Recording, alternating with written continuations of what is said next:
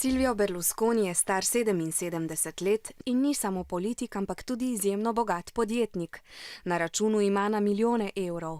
Je lastnik nogometnega kluba AC Milan, več televizij, časnikov, založb, bank in oglaševalskih agencij. V politiki je že 20 let, njegova stranka je bila vsa leta močna in vplivna. Zadnja leta pa je bil deležen veliko kritike. Afere z mladimi ženskami, nenavadne šale na političnih srečanjih in kakšnih 20 sodnih procesov je Silva Berlusconija uvrščalo na naslovnice časopisov.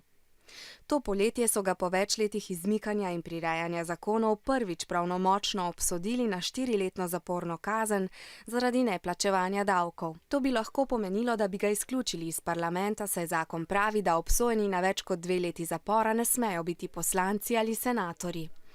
Berlusconiju to ni bilo prav, zato je od članov svoje stranke, ki so bili tudi ministri v zdajšnji vladi Enrica Letta, zahteval, naj odstopijo in s tem v vladi povzročijo težave. Premier Enrico Letta je nato zahteval glasovanje o zaupnici svoji vladi, saj je želel preveriti, ali mu člani vlade še zaupajo. Včeraj ga je podprla velika večina senatorjev. To po mnenju političnih analitikov pomeni začetek Berlusconijevega konca.